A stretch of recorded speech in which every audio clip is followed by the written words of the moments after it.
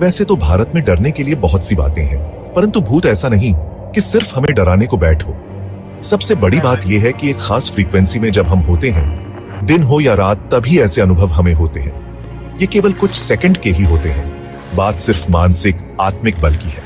अगर वो मजबूत है तो फिर हम डर नहीं सकते, और अगर ऐसे हालात आते भी हैं तो हम घबराएंगे नहीं। केवल भूत ही क्यों, अगर कोई सही तरीके से देवी और योगिनी साधना करता है तब भी डरना जरूरी है। ये कुछ ऐसी एंटिटी हैं जो अप्रत्यक्ष रूप से हानि कर सकती हैं, जैसे बीमार हो जाना, दुर्घटना हो जाना, पैसे की हानि हो जाना, जिसका कोई कारण ही समझ ना आए। लेकिन हाँ, पृथ्वी पर कुछ ऐसे स्थान भी हैं, अगर वहां जाते हैं तब कुछ विशेष सावधानी की जरूरत है। ऐसे में जान पर तो नहीं बनेगी, पर मानसिक स्थिति जरूर बिगड़ सकती है। फिर सावधानी बहुत जरूरी है। मैं एक उदाहरण देता हूं मेरे जीवन का। जब मैं कॉलेज के दूसरे साल में था, तब भोपाल के अरेरा कॉलोनी में एक रूम किराए पे लिया। मेरे साथ एक फ्रेंड भी था। मकान मालिक टोना टोटका करता था। ये बात हमें पहले दिन रात में ही समझ आ गई थी। वो खुद आर्थिक तंगी से जीवन जी रहा था।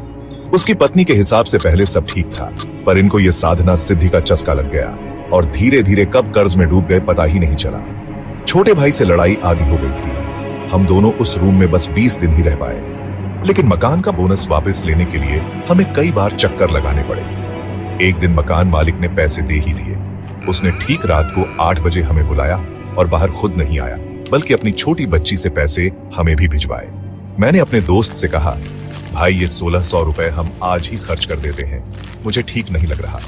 दोस्त बोला, भाई रात हो गई है, एक साथ 1600 कहां खर्च कर दें, कल चल के कपड़े ले लेते हैं। अगली सुबह मेरे दोस्त का बायां हाथ का अंगूठा सूज गया, पता नहीं कैसे, जबकि हम रात को सीधा नए कमरे पे आए थे। उसको हॉस्पिटल छोड़ मैं अपनी बाइक की सर्विस करवाने निकला तो रास्ते में खाली सड़क पर मेरी बाइक को पीछे से एक मारुति वैन ने टक्कर मार दी। हाथ पूरा छिल गया, घुटने में भी चोट गई थी और गाड़ी भी तिरछी हो गई थी। ठीक 800 रुपये बिल मेरा बना और ठीक 800 मेरे हॉस्पिटल गए दोस्त का। मेरे मित्र ने बाएं हाथ से ही उस मकान मालिक से पैसे लिए थे, जिस हाथ में उसके सूजन हो गई थी। मैं करीब 8 साल भोपाल में रहा हूँ और आपको बता दूं, ईश्वर की कृपा कि ये मेरा एकमात्र एक्सीडेंट हुआ था।